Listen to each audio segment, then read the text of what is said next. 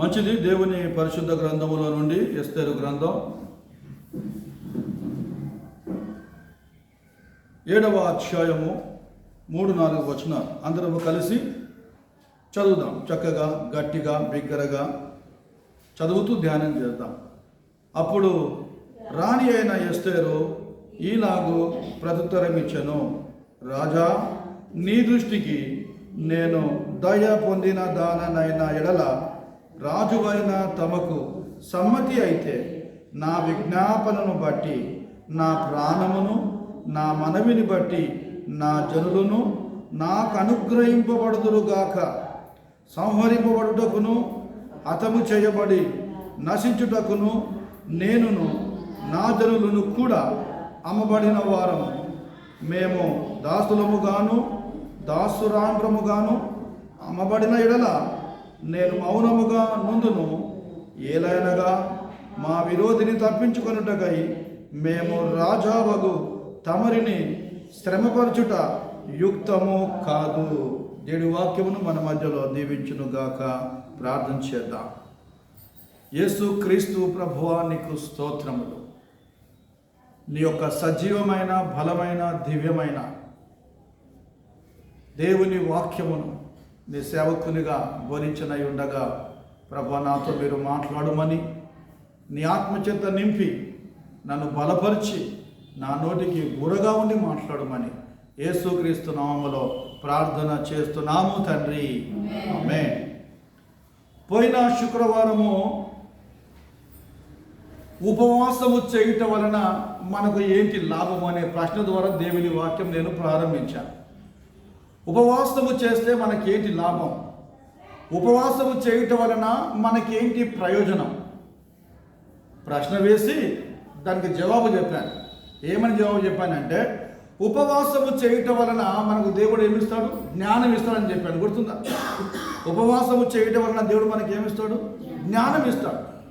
ఈ దినము ఉపవాసము చేయటం వలన దేవుడు మనకు ఏమిస్తాడంటే, దేవునికి స్తోత్రము కలుగును గాక, దీనత్వము దేవుడు మనకు అనుగ్రహిస్తాడు.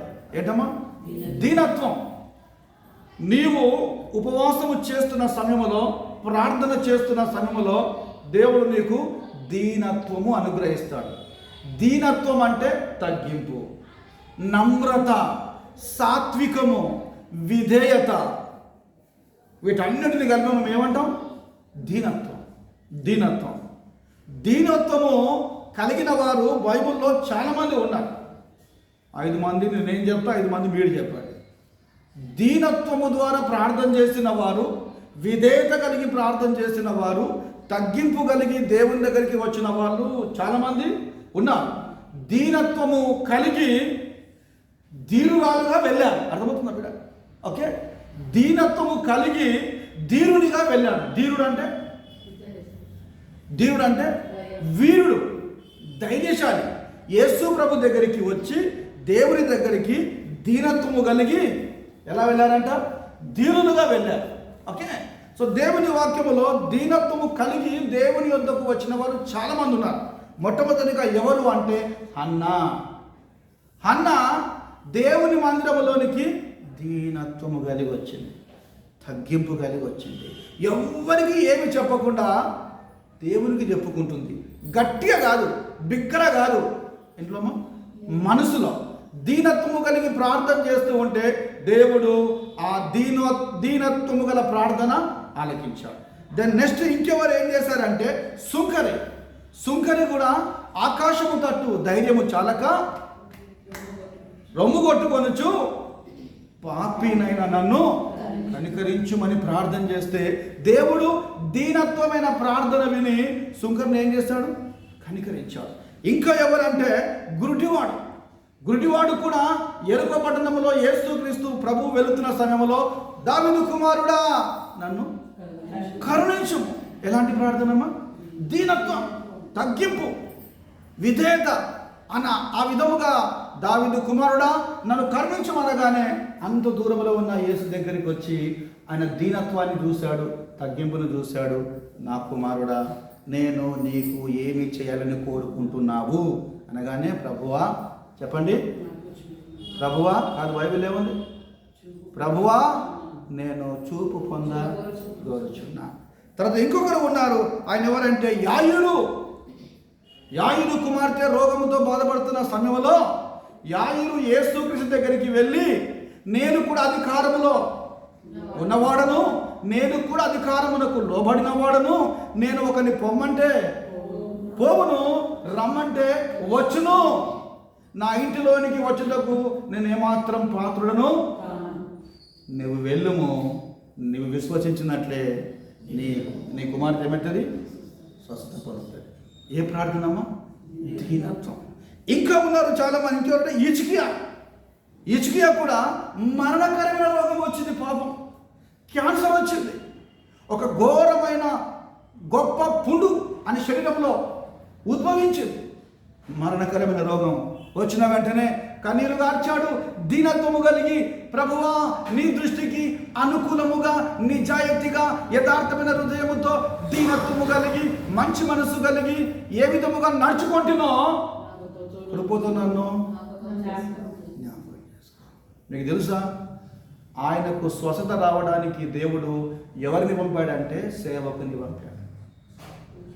ఆయన దీనత్వము కలిగి ప్రార్థన చేశాడు. వెంటనే దేవుడు ఎవరిని పంపాడు? సేవకుని పంపాడు. యెషయాను పంపాడు.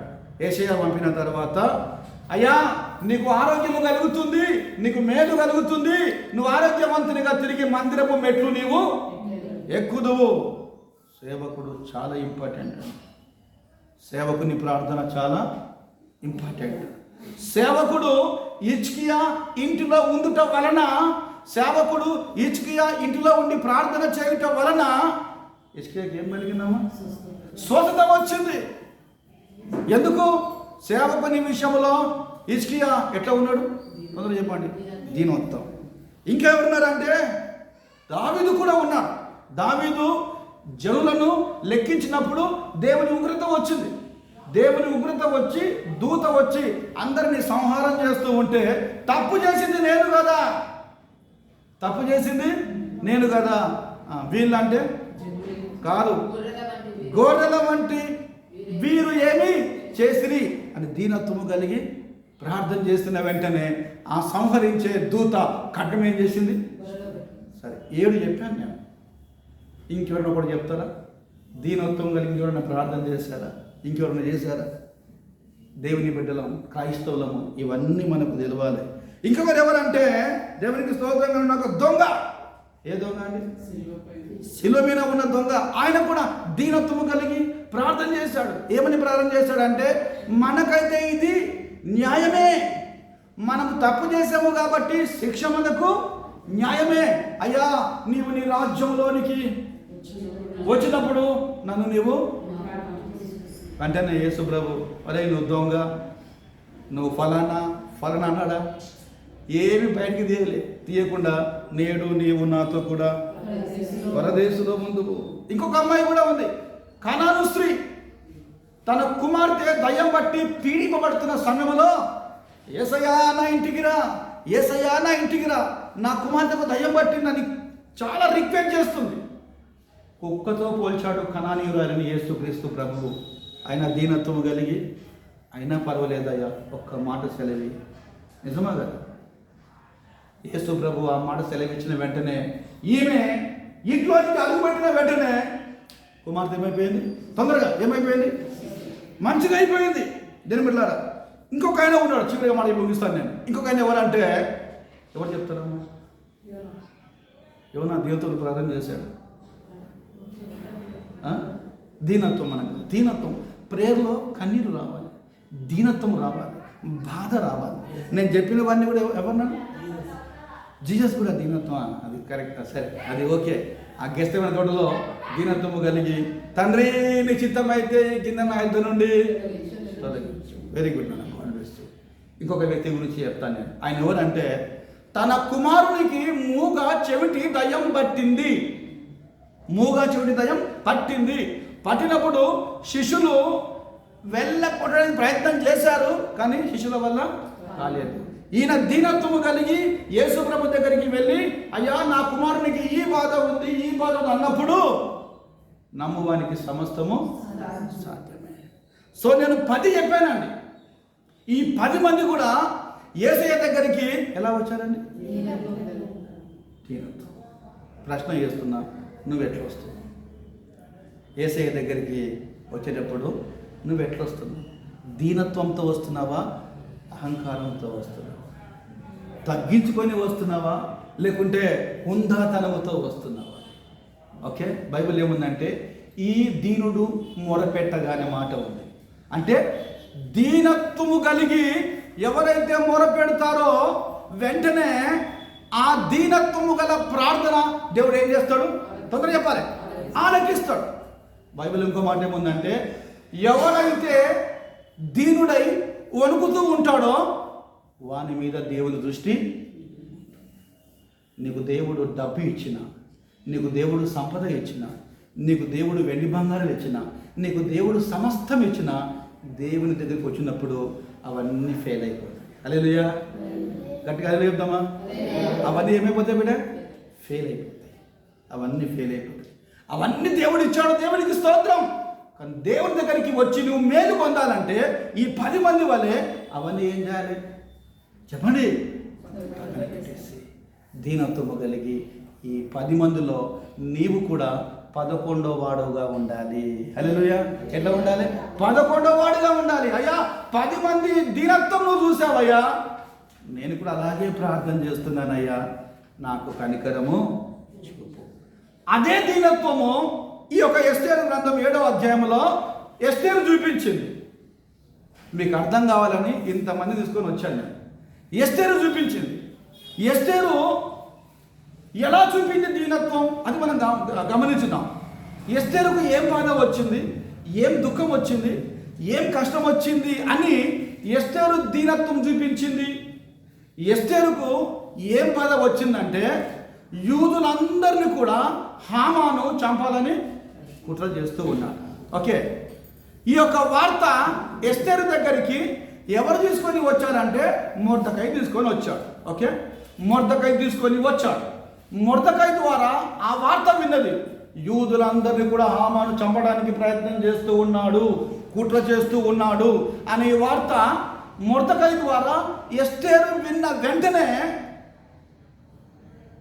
ఈమె చేసిన మొట్టమొదటి పని ఏంటంటే దేవునికి స్తోత్రం కలుగును గాక 3 రోజులు ఉపవాసం ఉంది. ఎన్ని రోజులు అయినా? 3 రోజులు. 3 రోజులు ఉపవాసం ఉన్నది. మనం నేర్చుకోవాలి ఎస్తేరుతో. ఎస్తేరు ద్వారా మనం ఏం చేయాలి? 3 రోజులు ఉపవాసం ఉన్నది. ఈ వార్త తెలిసిన వెంటనే అయ్యో నా జనులను, నా స్వాస్యమును, నా ప్రజలను హామాను చంపబోచున్నాడు అని వెంటనే జ్ఞాపకం చేసుకొని వెంటనే ఉపవాస వ్రతము స్టార్ట్ చేసింది. వెంటనే ఉపవాసం ప్రారంభించింది. ఉపవాసము ఎందుకు స్టార్ట్ చేసిందాము? ఎస్తేరు చెప్పాను కదా. ఎందుకంటే వీటన్నిటిని బట్టి ఉపవాసం అంటే ఏంటంటే నాకేమర్థమైందంటే అయ్యా నేను ఒక్కదాన్నే, ఎస్తేరు ఒక్కదే కదా, నేను ఒక్కదాన్ని హామానుతో నేను కొట్టాడలేను. ఓకే, నా జనులు ఈ స్థాయిలో ఉన్నారు, నేను వేరే దేశంలో ఉన్నాను, హామానుతో కొట్టాడు నాకు చేత కాదు. కాబట్టి నేను ఎవరి దగ్గరికి వెళ్ళను, కానీ ఎవరి దగ్గరికి వస్తా? ఎంత బాగుంది కదా. ఎవరి దగ్గరికి వెళ్ళాను, నేను నీ దగ్గరికి వస్తా. ఉపవాసం అంటే ఏంటంటే ఆహారమును పక్కన పెట్టేసి, నీళ్లను పక్కన పెట్టేసి, ఓకే, అన్నీ పక్కన పెట్టేసి నీ శరీరమును ఆయాసం చేసుకొని దుఃఖపరుచుకొని ప్రభువు దగ్గర గడపడమే. అంతేనామా? ప్రభు దగ్గర గడపడమే ఉపవాసం. కొందరు టీ తాగి ఉపవాసం ఉంటారు, అది నాకు ఇష్టం ఉండదు. కొందరు నీళ్ళు తాగి ఉపవాసం ఉంటారు, అది కూడా ఇష్టం ఉండదు. ఎవరి ఇష్టం వాళ్ళది. ఓకే, నేనైతే ఏమి తీసుకోకుండా నేను ఉపవాసం ఉంటాను. ఈ దినం నన్ను సాతానుడు ఎలా శోధించాడంటే ఈ దినం నన్ను సైతానుడు శోధించాడు. ప్రతి శుక్రవారం ఉపవాసం ఉంటాను నేను. ప్రతి శుక్రవారం సాతాను నన్ను ఏం చేసిందంటే ఈ దినము శుక్రవారము అని నువ్వు మర్చిపో అని చేసిందాను. అర్థమవుతుందా?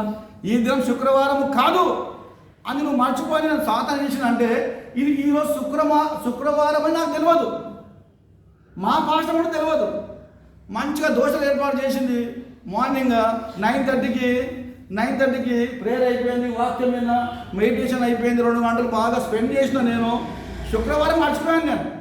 ఇక ఆమె ఇంట్లో అయ్యా రాయా అంటే చెప్పమ్మా అంటే దోశ వేడివేడిగా ఉందా అంటేనే నాకేం గుర్తు లేదు. వెళ్ళినా 3 దోశలు తిన్నా, టకా టకా టకా 3 దోశలు తిన్న తర్వాత అసలు తెలియదు ఫ్రైడే అని. సో సరే అని ఇద్దరం కలిసి మళ్ళా మౌలాలి వెళ్ళినాం. అక్కడ మంచిగా బిర్యానీ తింటున్నా. బిర్యానీ చాలా బాగుండే అనిలన్నా, బిర్యానీ చాలా బాగుండే. దెన్ తెలియదు, ఇక్కడికి వచ్చిన తర్వాత గేట్ ఓపెన్ చేశాను. వచ్చిన తర్వాత ఈ తలుపులు ఓపెన్ చేశాను. శబ్దం వినబడుతుంది. ఏంటి శబ్దం వినబడుతుంది అంటే నా పెద్ద కుమార్తె మోకరించి ప్రార్థన చేస్తుంది. నాకేంటంటే ఈమెకేం పట్టింది, ఇప్పుడు ప్రార్థన చేస్తుంది నేనన్నమాట. ఇప్పుడు ప్రార్థన చేయడమ్మా 4 o'clock ప్రార్థన ఏం సంగతి అని నేను ఇంట్లో వెళ్ళి నీళ్ళు తాగి కూర్చుంటే వెర్రివాడ నన్ను దేవుడు ఏమంటున్నాను, వెర్రివాడ ఈరోజు శుక్రవారం అని నీకు తెలియదా అంటే సాతానుడు ఎంత తెలివిగా మనల్ని చెప్పండి ట్రాక్ చేస్తుందో మనకు ఈజీగా అర్థమైపోతుంది. తర్వాత నేను మళ్ళీ మోకరించిన, ప్రభువా నన్ను క్షమించిన ఆయన, ఈ దినం నువ్వు ఉపవాసం లేదు కదా, నేను రేపు ఉపవాసం అంటాను. దేవునికి ఏమి ఇచ్చాను, మాట ఇచ్చాను. సో ఉపవాసం అంటే ఏంటంటే నీవు అన్నీ వదులుకొని నీకు ఏది ఇష్టమో, నీకు ఏది చాలా ప్రీతికరముగా ఉంటుందో వాటన్నిటిని వదులుకొని నిన్ను నీవే రిక్తునిగా చేసుకొని దేవుని దగ్గర కూర్చోవడమే ఏంటండి ఇంకో మాట చెప్తా. ఉపవాసం అంటే ఏంటంటే నీకు లోపల ఎన్ని బాధలు ఉన్నాయో, ఎంత దుఃఖం ఉందో, ఎంత వేదన ఉందో, ఎంత సిక్నెస్ ఎంత ఉందో నీవు ఎవరికీ చెప్పకుండా బైబిల్లో ఉంది. స్నానం చేసుకొని నీ రూమ్లోనికి వెళ్ళి తలుపులు మూసుకొని రహస్యమందు చూచుతున్న నీ తండ్రికి నీవు ఉందమ్మా బైబిల్ చూస్తారండి. రహస్యంగా నేను ఎవరు చూడతానమాట. ఇంకోటి, నువ్వు ఉపవాసం ఉన్నట్లు కూడా నీ ఫేస్లో తెలియకూడదు. నువ్వు ఉపవాసం ఉంటే నీ ముఖం ప్రకాశంగా ఉండాలి. నువ్వు ఉపవాసం ఉంటే నువ్వు చాలా యాక్టివ్గా ఉండాలి. కొందరు ఉపవాసం ఉంటారు, ముఖం చూసిన వెంటనే ఏమా ఉపవాసం అన్నమాట, అవును పాస్టర్ ఉపవాసం చెప్తున్నాను నేను. ఉపవాసం అనగానే శక్తి, ఉపవాసం అనగానే బలం, ఉపవాసం అనగానే మహిమ, ఉపవాసం అనగానే ప్రకాశం, ఇవన్నీ నీలో దేవుడు కలిగించాడు. ఇక్కడ ఎస్తేరు కూడా ఏం చేసిందంటే ఇవన్నీ తెలిసిన వెంటనే ఈమె చేసిన పని ఏంటంటే ఈమె 3 days ఉపవాసం ఉండి 3 రోజులు తనకున్న శ్రమను గూర్చి ఎవరికి మొరపెడుతుందామో త్వరగా చెప్పాలి, ఎవరికి మొరపెడుతుంది. సో ఈ అమ్మాయి 3 పనులు చేసింది. దేంతో కాదు టాపిక్. ఈ అమ్మాయి దీనత్వంతో 3 పనులు చేసింది. నీవు ఉపవాసం చేసేటప్పుడు జ్ఞానము దేవుడిస్తాడు. నీవు ఉపవాసం చేసేటప్పుడు దీనత్వము కూడా ఎవరిస్తారు? తను తగ్గించుకునేవాడు. ఈ తగ్గింపు ఎవరిస్తారండి? మనకు మనకు మనకు నాకు రావాలంటే రాదండి. ఈ తగ్గింపు ఎవరిస్తాడు? దేవుడిస్తాడు. దేవుడిస్తాడు అంటే దేవుని యందు భయభక్తి కలిగి ఉండుట, ఆ తగ్గింపు జ్ఞానం కూడా దేవుడు నీకు ఇస్తాడు. ఈమె ఎలాంటి దీనత్వం చూపించిందంటే నేనే షాక్ అయినాను. అబ్బా, ఉపవాసములో ఇంత దీనత్వం కూడా ఉంటుందా? ఫస్ట్ దీనత్వం చెప్తాను నేను. ఎస్తేరు గ్రంథం 7వ అధ్యాయము 3వ వచనం. అప్పుడు రాణి అయిన ఎస్తేరు ఈలాగ ప్రత్యుత్తరం ఇచ్చెను, రాజా, నీ దృష్టికి నేను దయ పొందిన దానినైన ఎడల రాజు అయిన తమకు సమ్మతి అయితే చూసారండి. అంటే రాజు దగ్గరికి వెళ్ళి ఈమె దీనత్వం చూపించింది. అర్థమవుతుంది కదమ్మా? రాజు దగ్గరికి వెళ్ళి ఏం చూపించిందమ్మా? దీనత్వం. ఆమె మాటలలో నాకేం కనబడిందంటే దీనత్వం. చూడండి ఎలా స్టార్ట్ చేసింది, ద వే ఆఫ్ స్పీకింగ్ ఎలా స్టార్ట్ చేసిందంటే ఎట్లమ్మా? అప్పుడు రాణి అయిన ఎస్తేరు ఇలా ప్రత్యుత్తరం ఇచ్చాను, రాజా. చూసారా అండి, రాజా మీద పాటలు ఉన్నాయా? చాలా ఉన్నాయి. సరే, చాలామంది భక్తులు రాజా అనే మాట మీద చాలా పాటలు రాస్తారు. రాజా నీ సన్నిధిలో నేను ఉంటానయ్యా. ఇంకో పాట కూడా ఉంది, రాజా జగమెరిగిన నా యేసు రాజా. చూసారండి, రాజా అనే మాట ఈ ఎస్తేరు వాడినట్లు మనం దేవుని వాక్యంలో చూస్తున్నాం. రాజా నీ దృష్టికి నేను దయ పొందిన దాననైనా ఎడల. ఈమె చాలా దీనత్వము కలిగి తన భర్త అయిన రాజు దగ్గరికి వచ్చి ఏమన్నదమ్మా, రాజా నీ దృష్టికి నేను దయ పొందిన దాననైతే. ఇది పాస్ట్ టెన్సా ప్రజెంట్ టెన్సా?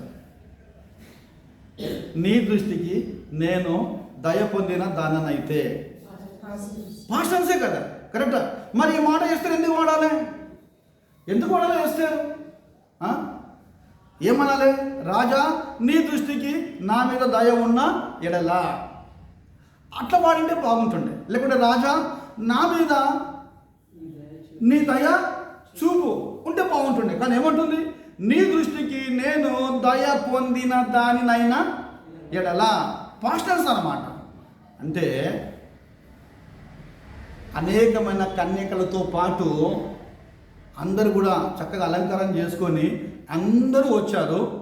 కానీ ఎస్తేరు మీద ఎవరు దయ చూపారు? రాజు దయ చూపించారు. రాజు దయ చూపినందుకు ఆ దయను ఎవరు జ్ఞాపకం చేసుకున్నారు? ఎస్తేరు. అంటే రాజా నేను అందరితో పాటు వచ్చాను, కానీ అందరి మీద నీ దండము చాపలేదు, అందరి నువ్వు ఎన్నుకోలేదు, అందరి మీద నీ దయ చూపలేదు, కానీ నా మీద. అందుకే ఈ మాట అర్థమవుతుందా? రాజా నీ దృష్టికి నేను దయ పొందిన దానినైతే. సో ఇందులో మనకి ఏం కనబడుతుందమ్మా? ఏం కనబడుతుంది? దీనత్వం. చదవండి, త్వరగా చదవండి. ఎవరైనా మంచి దొరికిన వాళ్ళు చదవండి. యాకోబు పత్రిక 4వ అధ్యాయం 6వ వచనం. త్వరగా చూద్దాం ఎంత బాగా చదువుతారో. 4:6. కాదు కానీ ఆయన ఎక్కువ కృపనిచ్చును, అందుచేత దేవుడు అహంకారులను ఎదిరించి దీనులకు కృప అనుగ్రహించును. చాలా అక్కడాగండి అమ్మా, రైట్. సో దేవుడు యాకోబు ద్వారా మాట్లాడుతున్నాడు పరిశుద్ధాత్మ ద్వారా. దేవుడు అహంకారులను ఎదిరించి దీనులకు ఏమిస్తాడంట? కృప ఇస్తాడు. దీనులకు కృప. మరి ఇక్కడ అహంకారులు ఎవరు? హామాను. Exactly, very good. అట్లా ఉండాలి. సో దేవుడు హామాను యొక్క అహంకారమును ఎదిరించి దీనురాలు ఎవరు? దీనురాలు దీనులకు ఏమిస్తాడంట? సో ఇక్కడ ఎస్తేరుకు దేవుడు ఏమిచ్చిందమ్మా? ఎందుకు కృపనిచ్చాడమ్మా? ఎందుకంటే ఆమె దీనత్వం ఉంటుంది కాబట్టి. అంతే కదండి. నెక్స్ట్ ఇంకోటి చూద్దామా? ఇంకొకటి కీర్తన 25:9. కీర్తన 25:9 తొందరగా. న్యాయవిధులను బట్టి ఆయన దీనులను నడిపించును, మార్గమును దీనులకు నేర్పును. రైట్. న్యాయ విధులను బట్టి ఆయన దీనులను నడిపించును. ఓకే, న్యాయ విధులను బట్టి యేసు ప్రభువు దీనులను నడిపించును. ఇక్కడ ఎస్తేరును దేవుడు ఎలా నడిపిస్తున్నాడు అంటే ఆయన న్యాయ విధులను బట్టి, ఆయన ఆజ్ఞలను బట్టి ఎస్తేరు దీనురాలు కాబట్టి దేవుని యొక్క క్రమములో, దేవుని నడిపింపులో ఎస్తేరు ఏం చేస్తున్నాడు? దేవుడు బాగుండాలి. ఏం చేస్తున్నాడు? నడిపిస్తున్నాడు. ఆయన న్యాయ విధులను బట్టి ఆయన దీనులను నడిపించును. ఇక్కడ స్టాప్ చేస్తానండి. ఎస్తేరు గ్రంథం 7వ అధ్యాయము, ఆ తర్వాత దెన్ ఆ 3వ వచనము కింద, నేను దయ పొందిన ఎడల రాజువైన తమకు సమ్మతి అయితే. చూడాలండి ఎంత మంచి మాటలమ్మా. ఇప్పుడు మీరు చెప్పండి, ఇందులో దీనత్వం కనపడుతుందా లేదా? ఓకే, నీ దృష్టికి నేను దయ పొందిన దానినైతే రాజా అన్నది. తర్వాత రాజునకు సమ్మతి అయిన ఎడలా ఉన్నదమ్మా మాటలు. సో ఇందులో రాజు దగ్గర ఈ ఎస్తేరు భార్య అయినప్పటికీ ఏం చూపించింది? దీనత్వం.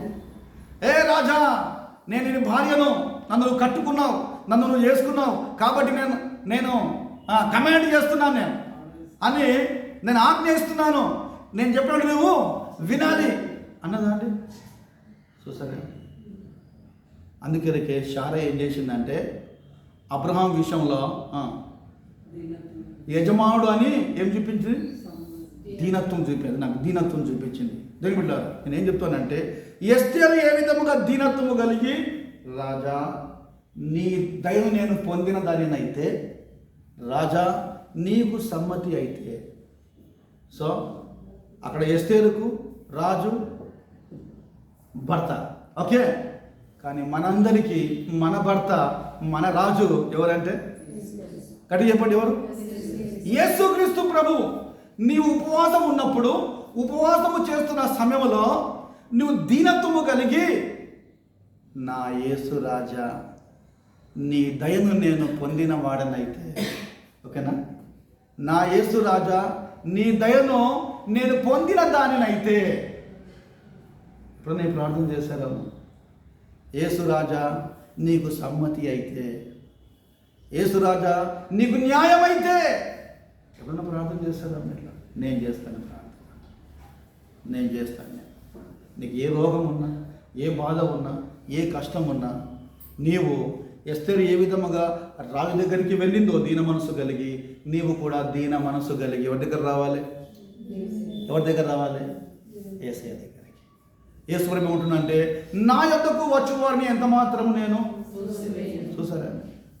అందరూ త్రోసివేస్తారు, కానీ యేసుక్రీస్తు ప్రభువు త్రోసివేయడండి. అదొకటి. రెండవదిగా ఈమె దీన మనసు కలిగి ఏం చేసిందంటే, దీన మనసు ప్రజల విషయంలో కూడా దీనత్వం చూపించింది. ఆమె అర్థమవుతుంది కదా?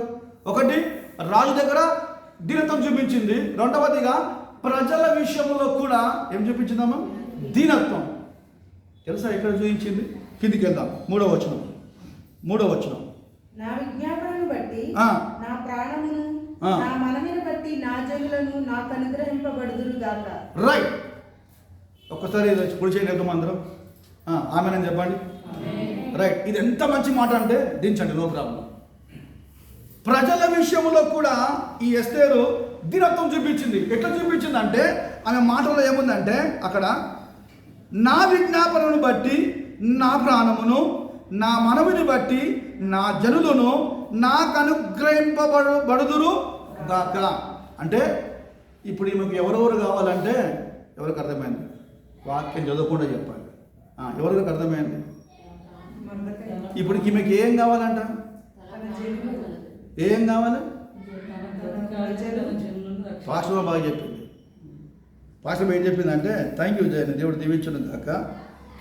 అయ్యా, నా విజ్ఞాపనమును బట్టి నా ప్రాణము సేఫ్గా ఉండాలి, నా జనులు కూడా సేఫ్గా ఉండాలి, నేను కూడా సేఫ్గా ఉండాలి, నా ప్రజలు కూడా సేఫ్గా ఉండాలి, మా చిన్నాయన కూడా సేఫ్గా ఉండాలి.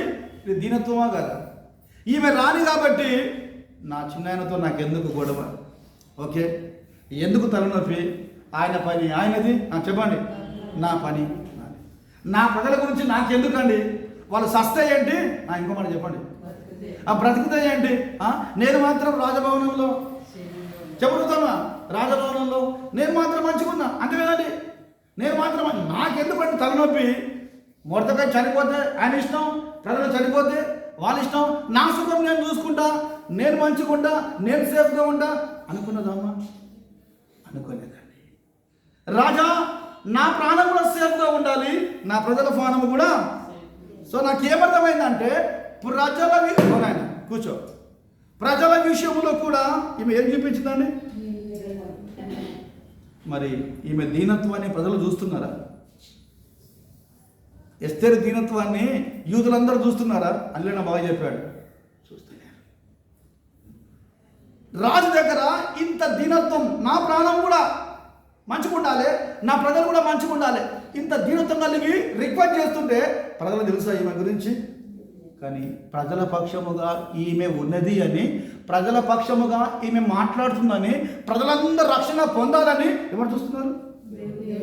ఎవరు చూస్తున్నారండి? కొన్నిసార్లు మనము మన వాళ్ళకి ఎన్నో చేస్తాం,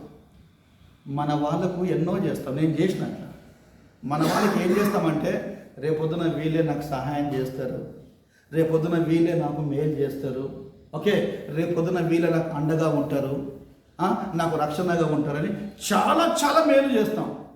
కానీ మేలు చేసి చేసి చేసి ఓకే సమయం వచ్చినప్పుడు నా అనుకునేవాడు ఎవరు మన దగ్గరికి నిజమా కాదు రారండి. అప్పుడు మనం ఏం చేస్తామంటే ఎవరిని ఏమనకుండా ఇంట్లోకి వెళ్ళి తలుపులన్నీ బంద్ చేసుకొని ఇక ఏడుస్తుంటాం. ఇంత చేసిన ప్రభువా, నాకు అన్ని అప్పులు చేసి వాళ్ళకి ఇచ్చిన ప్రభువా, అన్నీ చేసిన ప్రభువా, సరే నేను అట్లా చేశాను, నాకు ఎవరు సహాయం చేయలేదండి. అందరూ నా వల్ల సహాయం చేశాను, నేను నాకు లేకుండా సహాయం చేశాను, కానీ నా మేలు వాళ్ళకు తెలియలేదు. కానీ నేను ఏ స్థితిలో నేను ఉన్నానంటే నన్ను వాళ్ళు మర్చిపోయారేమో కానీ నా దీనత్వమును మర్చిపోయారేమో కానీ నా దీనత్వమును ఎవరు చూశారు? దేవుడు చూశాడు. నా సహాయం ఎవరు చూశారు? దేవుడు చూస్తాడు. బల నమ్మకమైన అనకుండా బలా దీనత్వము కలిగిన మంచి దాసుడా, నువ్వు అందరికీ మేలు చేస్తావు, సమయం కోసం నేను కూడా నీకు మేలు ఏం చేస్తాను? మేలు చేస్తాను. ఎంతమంది నమ్ముతారు ఈ మాట? అంత నమ్ముతారు కదా? చూస్తారండి, మనం ఎవరికైతే మేలు చేస్తామో వాళ్ళు మర్చిపోతారు కొన్నిసార్లు, కానీ కొంత నమ్మకమైన వ్యక్తులు కూడా ఉంటారు. కానీ దేవుని వాక్యంలో ఎస్తేరు ఆ ప్రజలందరి విషయంలో దీనత్వం చూపించింది. తొందరగా చదవండి, ఒక మంచి మాట చెప్తాను మీకు నేను. సామెతల గ్రంథం 3:34 త్వరగా సామెతల గ్రంథం 3:34.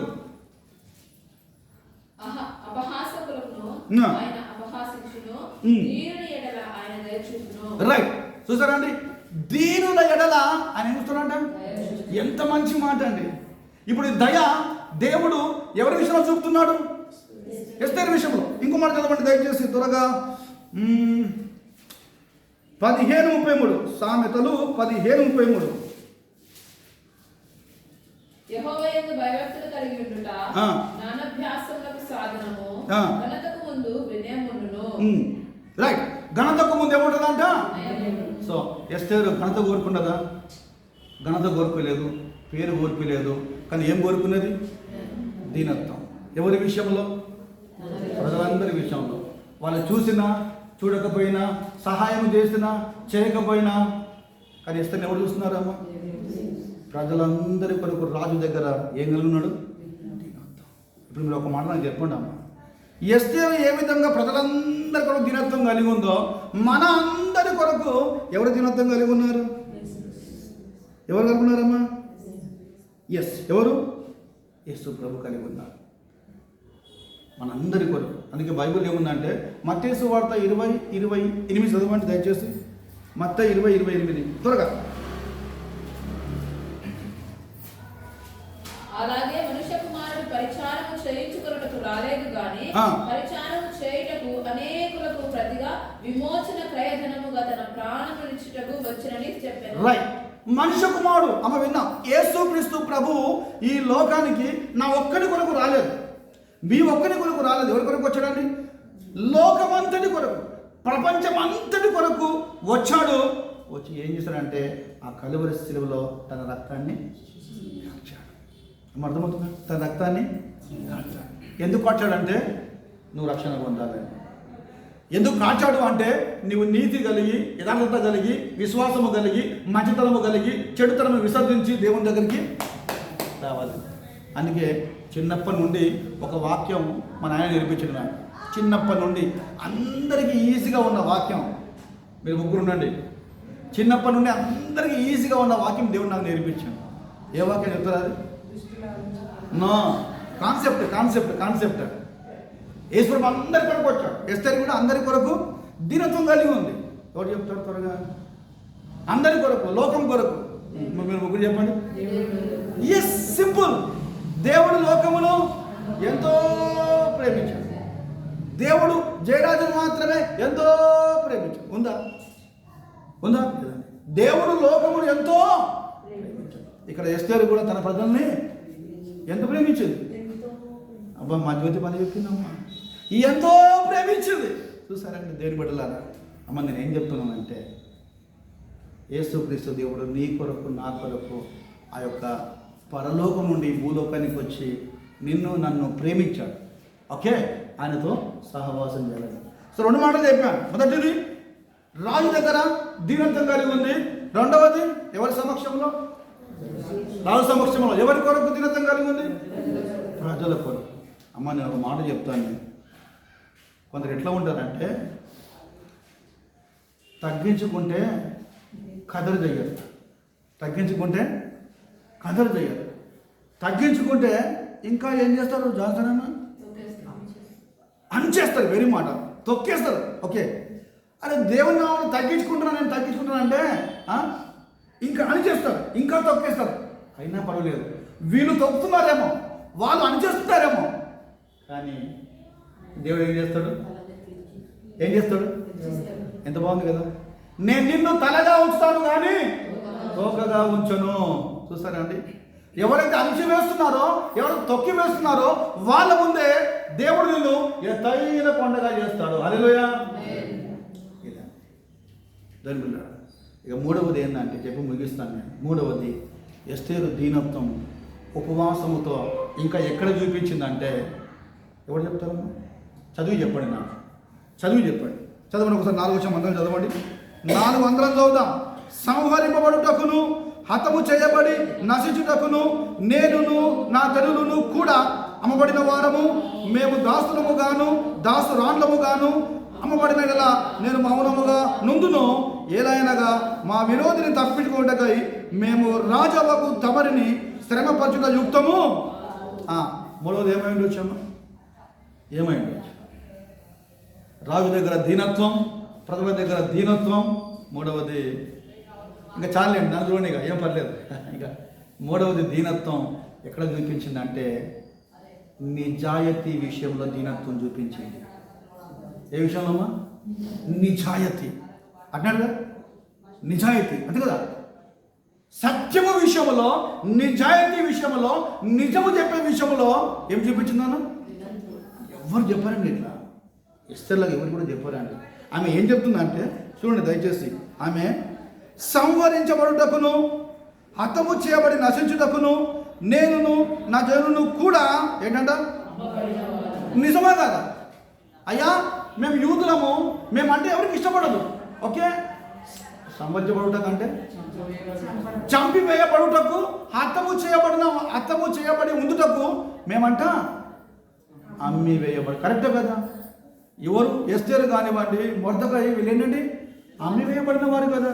తర్వాత ఇంకేం చెప్తుందంటే కింద, నేనును నా జనులను కూడా అమ్మబడిన వారము. కరెక్టే కదా?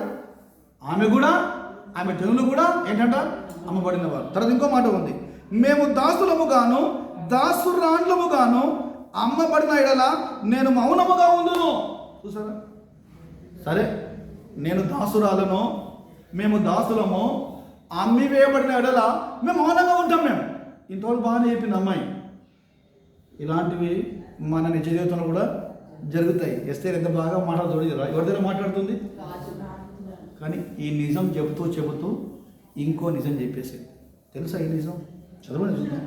ఏ నిజం అంటే, ఏలైనగా మా విరోధిని తప్పించుకోవటకై మేము రాజవకు తమరిని శ్రమపరచుట యుక్తము కాదు. అంటే మెల్లమెల్లగా, అయ్యా మేము దాసులం, అయ్యా మేము అమ్మబడిన వారం, అయ్యా చనిపోవడానికి కూడా మేము సిద్ధపడిన వారము అని చెబుతూ ఇంకో నిజం చెప్పింది. ఏం చెప్పిందన్న? తొందరగా చెప్పాలి. ఆమె కంట విరోధి ఎవరో అది కూడా ఏం చేసిందంట? చెప్పేసి. ఆమె విరోధి ఎవరు? నా విరోధి అన్నదా, మా విరోధి అన్నదా? ఏమో చూసారా ఎంత జ్ఞానం అనుకోవాలా? ఆయన కొన్నిసార్లు చెప్పింది జ్ఞానం అని. ఓకే, మా విరోధి, ఇలా నా అనలేదు, మా విరోధిని గూర్చి మీకు చెప్పడము యుక్తము, శ్రమ పెట్టడము భావ్యము కాదు. ఇక్కడ ఆపేస్తానండి నేను. అంటే ఈమె ఎంత నిజం చెప్పిందంటే దేవునికి స్తోత్రం కలుగును కాక. తన గురించి నిజం చెప్పేసింది. ఇంతకుముందు ఎవరితో చెప్పారు? నిజం చెప్పొద్దమ్మా, అమ్మా జాగ్రత్త. ఎవరు చెప్పారు? మొర్దెకై. కానీ ఇక్కడ ఏం చెప్తుంది? ఏమే నిజం చెప్పేసింది. అందుకే బైబిల్ ఏముందంట, బైబిల్లో కానివ్వండి లేకుంటే బయట నిజం అంట నిప్పు లాంటిది. నిజము దాగినా దాగదు, అంతే కదా? నిజం దాగినా దాగదు. నిజం నిప్పు లాంటిది. అందుకొరకే నిజం చెప్పిన వారిని ఎవడు నమ్మరు. అబద్ధము చెప్పిన వారిని ఈజీగా అబ్బా జ్యోతకనైతే జ్యోతక నాకు అర్థమైపోయింది చెప్తున్నాను నేను. సో ఈమె ఏం చేసిందంటే నిజం చెప్పేసిందంటే దేవునికి స్తోత్రం కలిగింది కాక. నాకు ఎంత సంతోషం అనిపించిందంటే, అందుకే నేను నా పిల్లలకు అందరికీ ఏం నేర్పిస్తానంటే, బిడ్డ నష్టపోయినా పర్వాలేదు, నష్టపోయినా పర్వాలేదు, నిజం ఏం చేయాలి మనము చెప్పాలి. ఓకే, అబద్ధము త్వరగా వెలుపలికి రాదు, అబద్ధము త్వరగా బయటికి అబద్ధము త్వరగా వస్తుందేమో కానీ నిజము కొన్ని రోజుల తర్వాత నిజం వస్తుంది.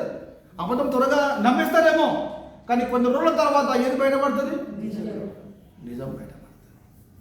ఆ నిజం బయటపడాలనే ఆ నిజము చెప్పడానికి కూడా మేము ఏం కలిగి ఉందాము?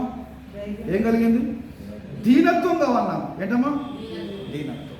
నేను చెప్పాను కదా, దీనత్వం అంటే తగ్గింపు అని చెప్పాను, విధేయత అని చెప్పాను, తర్వాత నమ్రత అని చెప్పాను, తర్వాత దానికి ఇంకేం చెప్పాను నేను? ఓకే, తగ్గింపు అని చెప్పాను. సో చివరిగా ముగిస్తాను నేను. సో దీనత్వముతో నిజమంతా చెప్పేసింది. అందుకే కొన్నిసార్లు నాకు వాక్యం గుర్తొస్తుంది, దేవుని సన్నిధిలో నిజము పలుకు వారు ఎవరంటే యథార్థమైన ప్రవర్తన కలిగి హృదయపూర్వకముగా నిజము పలుకువాడే. అందుకే బైబిల్ ఇంకో మాట ఏముందంటే, ఏది మన కీర్తనలు 15వ అధ్యాయంలో, యెహోవా నీ గుడారములో అతిథిగా ఉండదగిన వాడు ఎవరు? హృదయపూర్వకముగా నిజం. ఇక్కడ స్టాప్ చేస్తాను నేను. సో రాజు దగ్గరికి వెళ్ళి వచ్చి ఏం చెప్తుంది? నిజం చెప్తుంది. దీనత్వం కలిగి అమ్మా, దేవుని సన్నిధికి నువ్వు వచ్చినప్పుడు, ఇంట్లో నువ్వు ఉన్నప్పుడు, ఓకే, ఎస్తేరు వలె యేసుక్రీస్తు మనకు రాజు కాబట్టి, ఆయన మనకందరికీ రాజు కాబట్టి ఆయన దగ్గర మోకరించి నువ్వేం చెప్పాలి? అన్నీ కూడా నిజం చెప్పేశారు, అన్నీ చెప్పేశారు. అయ్యా పలానా సిస్టర్ ఈ విధంగా అన్నదయ్యా, అయ్యా నా ఇంట్లో ఈ సమస్య ఉందయ్యా, అయ్యా నా ఇంట్లో ఈ బాధ ఉందయ్యా, అయ్యా నేను ఏం చేయాలి ప్రభువా, అన్నీ నువ్వు దేవునికి ఏం చేయాలి? దీనత్వం కలిగి. అందుకే నా ఇంట్రొడక్షన్లో ఎంతమంది గురించి చెప్పాను? దీనత్వం. ఇంట్రొడక్షన్ ఏం చెప్పాను? మీరు రాలేదు ఎవరు? 10 మంది. దేవుని వాక్యం అంతటిలో దీనత్వము కలిగి ప్రార్థన చేసిన 10 మందిని గురించి మీకు నేను చెప్పాను. ఈ దీనత్వము చివరిగా ఎవరు చూపారంటే, దేవునికి స్తోత్రం కలుగును గాక, యేసుక్రీస్తు ప్రభు. చదవండి ఫిలిప్పీయులకు రాసిన పత్రిక, ఫిలిప్పీ 2:8 త్వరగా. ఇంతసేపు అమ్మా, 2:8. మరియు ఆయన ఆకారమందు మనుష్యుడిగా కనబడి మరణము పొందునంతగా, అనగా శిలువ మరణము పొందునంతగా విధేయత చూపిన వాడు. చాలా రైట్. యేసుక్రీస్తు పుట్టుక మొదలుకొని, ఓకే, పుట్టుక మొదలుకొని ఆ కలువరి శిలువలో చనిపోయేంత వరకు, రక్తము కారుచున్నంత మటుకు ఏం చూచాడమ్మా? అదే దీనత్వం. ఏం చూచాడు బిడ్డ? దీనత్వం. ఒకవేళ యేసు ప్రభువు దీనత్వము కలువరి శిలువలో చూపించకపోతే, ఆశీర్వాదమ్మా, నువ్వు కానీ నేను కానీ ఇక్కడ కూర్చొని భయభక్తి కలిగి దీనత్వము కలిగి వాక్యం వినేవారమ్మా? వినలేమండి. కాబట్టి దేవుడు పరిశుద్ధాత్మ ద్వారా మనతో మాట్లాడుతూ ఉన్నాడు. బైబిల్ ఏముందంటే, దీనత్వము గలవారు ధన్యులు. తొందరగా అయ్యో దేవా, దీనత్వము గలవారు ధన్యులు. ఓకే, సాత్వికము గలవారు ధన్యులు, వారు భూలోకమును హిదయత్వంలాగా ఎక్కడ ఉన్నారమ్మా? అందుకే కాన్సెప్ట్ అంటాను నేను, సాత్వికము గలవారు ధన్యులు, వారు భూలోకమును. అంటే నీకు ఎప్పుడైతే దీనత్వం ఉంటుందో ఓమా, నువ్వంట భూలోకాన్ని. భూలోకం అంటే ఏంటంటే, భూలోకములో ఉన్న ప్రజలందరూ కూడా నీకు ఎప్పుడైతే దీనత్వం ఉంటుందో, నమ్రత, తగ్గింపు ఉంటుందో, భూలోకంలో ఉన్న ప్రజలందరూ కూడా నువ్వేం చేస్తావంట? స్వతంత్రించుకుంటావు. నేనంట భూలోకంలో ఉన్న జనులందరూ వద్దులే, నీ ఇంట్లో భర్తగా నువ్వు ఉండి సాత్వికం చూపించుకొని, దీనత్వం చూపించుకొని అందరిని సంపాదించుకుంటే, అబ్బా దారి బల చెప్పాడు. ఓకే, నీ ఇంట్లో ఒక భార్యగా ఉండి భర్తతో, కుమారులు కుమార్తెతో ఉండి ఒక దీనత్వం కలిగి చూపిస్తే వాళ్ళని ఏం చేయాలి? నువ్వు స్వతంత్రించుకుంటే. అంతే కదండి, కరెక్టే కదా. అందుకే యేసుప్రభు ఒక చక్కని మాట చెప్పాడు. యేసుప్రభు ఎంత చక్కని మాట చెప్పాడంటే, మత్తయి 11:29 ముగిస్తా. మత్తయి 11:29 త్వరగా. దీనత్వం గురించి. సాత్వికుడను ఆ. దీన మనస్సు గలవాడను ఆ, గనుక ఆ. మీ మీద నా కాడి ఎత్తుకొని నా యుద్ధ నేర్చుకొనుడి. చాలా రైట్. సో యేసు అంటున్నాడు, నేను సాత్వికుడను దీన మనస్సు గలవాడను కాబట్టి మీ మీద నా కాడి ఎత్తుకొని నా యుద్ధ నేర్చుకోండి. ఇంకా స్టాప్ అమ్మ, అక్కడ ఆగిపోయాడు. ఎస్తేరు 3 విధాలుగా ఏముందమ్మా? దీనత్వము కలిగి ఉంది. ఒకటి రాజు దగ్గర, రెండవది ప్రజల దగ్గర, మూడవది ఏంటంటే నిజాయితీలో దీనత్వం. ఓకే. సో యేసు ఏమంటుందంటే ఇవన్నీ ఈమెకు ఎట్లా వచ్చినాయమ్మా? ఈ గుణాలు, ఈ ఉపవాసము, ఈ దీనత్వం ఎట్లా వచ్చింది ఈమెకు? దేవుని ద్వారా వచ్చింది. దేవుని ద్వారా, దేవుని జ్ఞానము ద్వారా ఈ దీనత్వం వచ్చింది. సో ప్రభు ఏమంటుందంటే నేను దీన మనసు గలవాడను, సాత్వికుడను కాబట్టి నా కాడి ఉందా బిడ్డ అక్కడ? నా కాడి ఏం చేయాలి? అమ్మ కాడి అంటే ఏంది జాతనం? నాకు కొంచెం అర్థం కాదు కొన్ని మాటలు. నాకు కాడి అంటే ఏంటి? నా కాడి ఎత్తుకొని నా దగ్గర మీరు నేర్చుకోవాలి అంతే కదా బిడ్డ? కాడి అంటే ఏంటి? పశువులకు కాడి చేస్తారు, పశువులకు. ఓకే. కొన్నిసార్లు ఈ వ్యవసాయకులు క్రొత్త పశువులను, ఎడ్లను కొనుక్కొని వస్తారు. వచ్చిన తర్వాత అవి కాడి కింద అలవాటు పడవు. వెంటనే రమ్మంటే రావు, తెలుసా అన్నకంటే కదా, తొందరగా రావు. ఎందుకంటే పొలం దున్నే విషయంలో కాడి వారి మెడల మీద పెట్టాలి. మెడలు పెట్టి వాటి ద్వారా పొలం ఏం చేయాలి? త్వరగా రావు. కానీ ఆయన ఏం చేయాలి? మెల్లమెల్లగా త్వరగా చెప్పండి. వాటికి కూడా ఏం చేయాలి? వ్యవసాయం అలవాటు చేయాలి. మరి పశువులు కాడికి అలవాటు పడుతున్నాయి. యేసు ఏమంటుందంటే నా కాడి మీ మీద వేస్తాను అంటే కదా, అదే కదా, నా కాడి మీ మీద ఎత్తుకొని అడవడంటుండు. మరి అదేం కాడేమో తల్లి, అంతే కదా, అదేం కాడి అండి? ఏమన్నా ఏం కాడి అని అడుగుతుంది. సరే, పశువులకైతే కాడి అవసరం, అవి నేర్చుకుంటాయి, పొలం దున్నుతాయి. మనం పశువులం కాము కదా. దేవునికి స్తోత్రం. పరిశుద్ధాత్మ దేవుడు నాకు ఇచ్చిన జ్ఞానం ఏంటంటే మనమంట మన లైఫ్లో, మన జీవితంలో యేసుక్రీస్తు దేవునికి పూర్తిగా సరెండర్ కావాలంట. పూర్తిగా ఆయన అధికారానికి మనం ఏం చేయాలంట? ఒప్పుకోవాలి. పూర్తిగా అధికారానికి ఒప్పుకోవాలంట. ప్రభు ఇక నువ్వే అంటే యేసు ప్రభు కంట్రోల్లో మనం ఉండాలంట. అప్పుడు మనం నేర్చుకుంటామంట. హల్లెలూయా. యేసు ప్రభు కంట్రోల్లో మనం ఉండాలి, అప్పుడు మనము నేర్చుకుంటాం.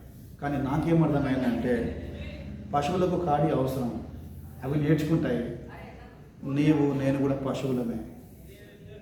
ఏమో కాము, మన పశువులం కాము. ఒకప్పుడు నేను క్రీస్తులోనికి రాకముందు పశువునే. యేసు క్రీస్తును సొంత రక్షకునిగా అంగీకరించక ముందు నేను ఒక జంతువుని, పశువుని. పశువులాగా ప్రవర్తించాను నేను. దేవునికి విరోధం ఉన్న వాళ్ళందరూ ఏంటండి? పశువులు. అంతే కదండి. కొన్నిసార్లు ఏం రాను పశువా అట్లా మాట్లాడుతున్నావేంటి అన్నది కరెక్టే కదా. కానీ ఆ పశువులో ఉన్న ఆ స్వభావము తీసేయాలి దేవుడు. తీసేసి ఆయన దగ్గరికి వచ్చి ఆయన మాటలు, ఆయన జ్ఞానము నేర్చుకునే విధంగా దేవుడు చేశాడు. హల్లెలూయా. అంత గొప్ప మాటలండి. కాబట్టి ఈ యొక్క రాత్రికాల సమయంలో ఎస్తేరు 3 రోజులు ఉపవాసము ద్వారా దీనత్వము నేర్చుకొని ఆ 3 దీనత్వముల ద్వారా తన ప్రజలందరినీ ఏం చేసింది? సో నీవు కూడా 3 దీనత్వముల ద్వారా నీ కుటుంబాన్ని కాపాడుకోవాలి, నీ జనాంగాన్ని. ప్రార్థన చేద్దామా? జ్యోతి